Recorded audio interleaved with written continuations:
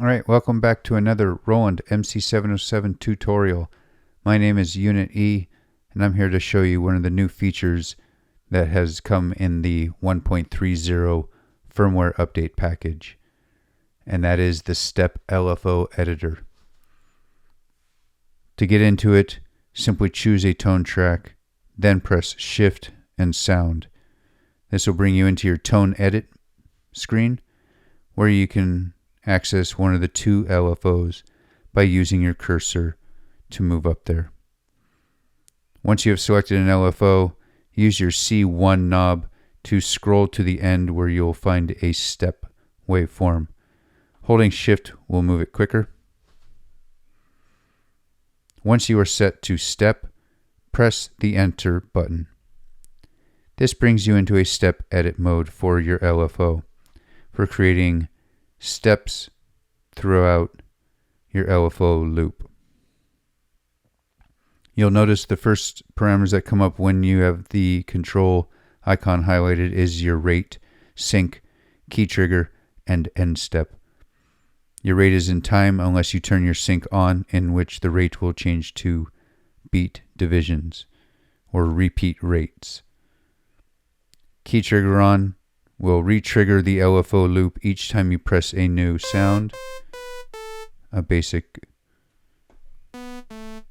saw wave, and end step is where you'd like to end the LFO loop. You can see them cross off as you mark so you can get a visual up above. Now, once you cursor off of the icon onto the first step, you'll see new parameters above your C knobs.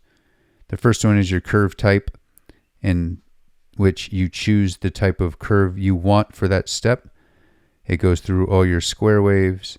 Then you'll get your sines, saws, triangles, super saws, a whole variety, up to 36 different curves.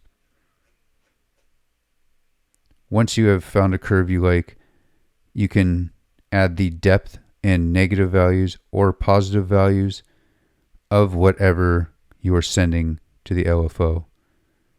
Something to note is the function button does not give you more options here.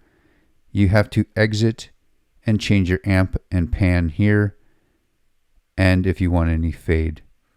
But your pitch and cutoff are the same ones that you will find in the step edit.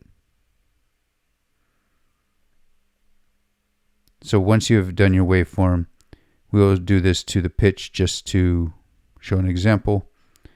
We'll give 100% pitch, and we'll change the depth up 21 on that step. Next step, we could go ahead and do the same curve if we want. We'll use 36.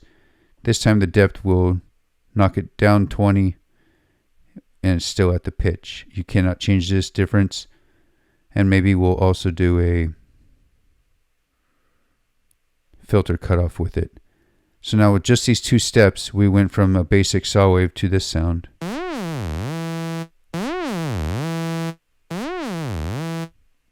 So you can see you can step out a sequence of different waveforms.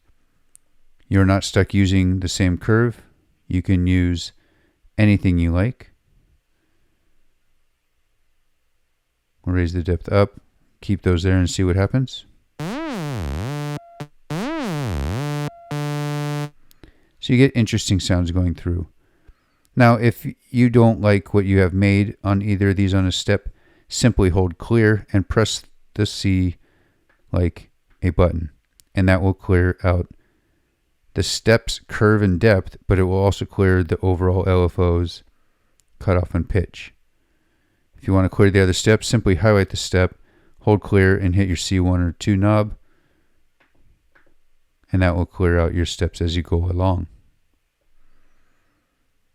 Something to note is you can do this even here, hold clear, press, and it resets to the default state by holding clear.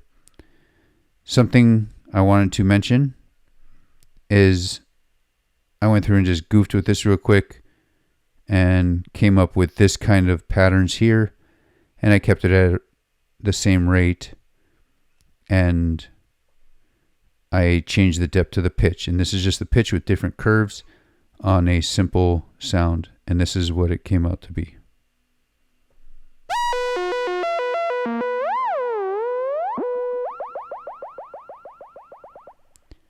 That sound just out of one tone. I know it's pointless for a lot of parts, but this is just a show.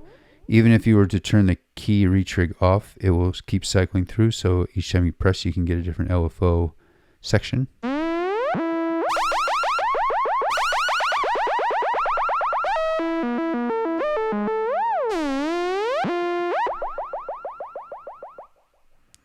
As you can see, you can get pretty creative with just modifying sound and tweaking it around.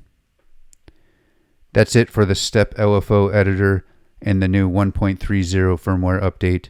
If you found this video helpful, go ahead and give it a thumbs up. Ring that bell to subscribe, and as always, thanks for watching.